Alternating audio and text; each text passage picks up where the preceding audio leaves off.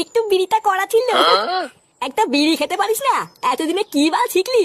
হ্যাঁ, আমার দোষ নাকি? বিড়িটাই তো করা। কি বিড়ি মরা? আমি তো প্রতিদিনই খাই, কই আমার তো হয় না।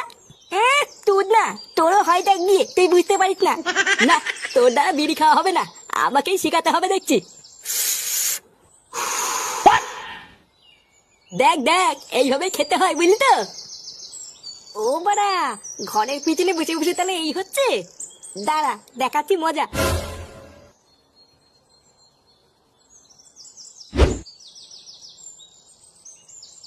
বাবা, ও বাবা, এই কি হয়েছে রে?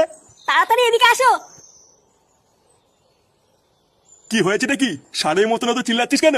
আমার সাথে একটু ঘরের পিছনে চলো তো। কি ঘরের পিছনে? কেন হঠাৎ ঘরের পিছনে যাবো কেন? আরে চলোই না, একটা জিনিস দেখাবো। উফ, এ তো মহাজালা। আচ্ছা ঠিক আছে, চল।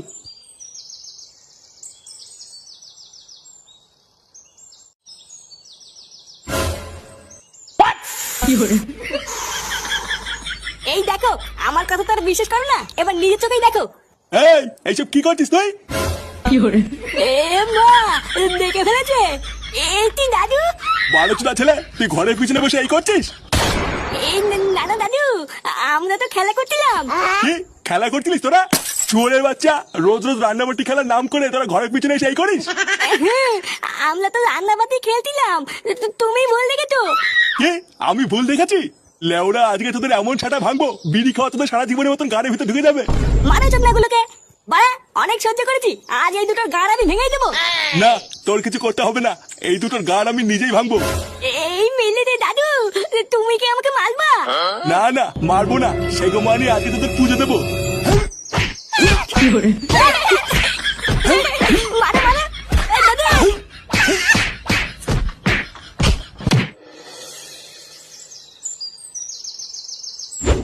কি বলছিস?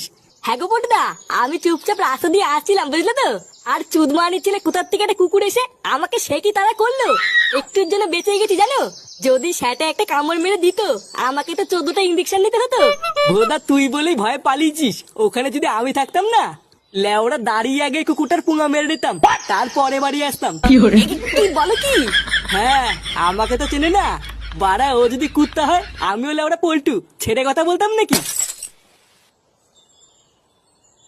কিরে বাড়াগুলো, কি করছিস? হ্যাঁ, এই কি আর করবো, আমি আর ল্যাংচে একটু গল্প করছিলাম।